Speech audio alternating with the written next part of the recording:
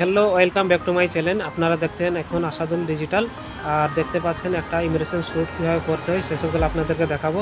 যখন পানির মধ্যেখানে সাগরে চলে আসি তখন আমাদের জাহাজ যখন রিস্ক হয় তখন ইমিগ্রেশন শ্যুট করে পানিতে নামতে হয়। আর সেই জন্য দেখাবো যে এগুলা মানে কীভাবে করে নামতে হয় পানিতে। আর আমার ক্যামেরাম্যান তোতে এক্সপার্ট ছিল না, সেই জন্য ক্যামেরা ভালো হয়নি, তার জন্য দুঃখিত আমি। আর দেখাচ্ছি আপনাদেরকে এটা খুলে কীভাবে পরে কীভাবে পানিতে নামতে হয়। আর এটা পড়া মানে খুবই একটা কষ্ট, একা পড়া খুবই অসম্ভব। তবুও ভিডিওতে দেখানোর জন্য আপনাদেরকে মানে এটা পরে দেখাচ্ছি কীভাবে কীরকমভাবে পড়তে হয়। এটার ওজন কমসে কম 5-7 কেজি ওজন। আর এটা এত গরম পরে বেশিক্ষণ থাকা যাবে না, খুবই প্রচণ্ড গরম। এটা পরলেই পানিতে নামতে হবে, নাহলে এটা খুলে রাখতে হবে, নাহলে চেন খোলা রাখতে হবে, মানে খুবই গরম। আমি এসিতে আছি তবুও একদম প্রচণ্ড ঘেমে যাচ্ছি।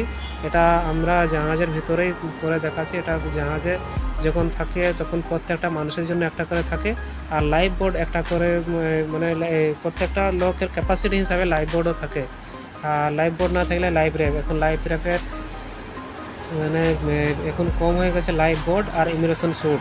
এটাকে বলা হয় ইমিগ্রেশন স্যুট, আর এটা পানিতে নামার জন্য।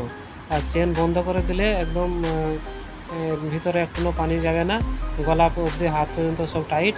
আর পরার পরে মনে হয় যেন সেই চাঁদে গেলে যেরকম মানুষ দেখা যায় সেরকম মনে হয় যেন কোথা থেকে এলিয়ান চলে এসেছে সেরকম মনে হয় দেখে।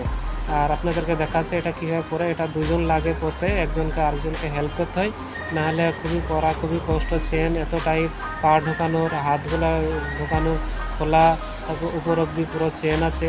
দেখতে পাচ্ছেন কতটা টাইট চেন, মানে পুরো টাইট হয়ে যায়, উপর অবধি যায়, চামড়া ধরে নিলে পরে একদম চামড়া কেটে যাবে এমন টাইট চেন।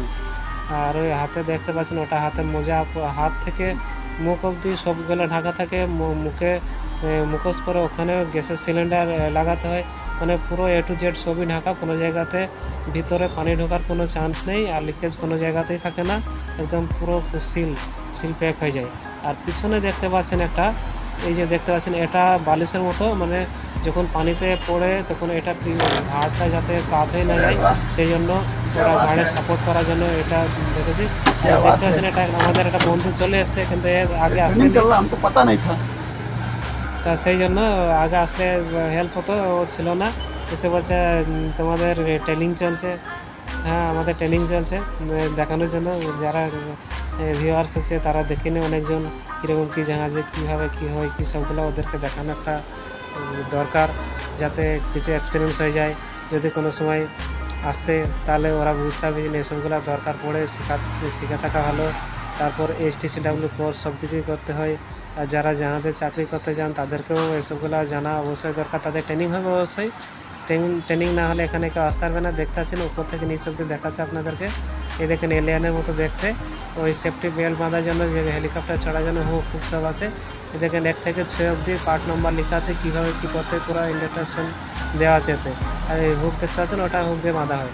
আর আমরা এখন আছি সাগরের মধ্যেখানে, মানে খুব একটা মধ্যেখানে নেই, এখন ধারের কাছে আছি।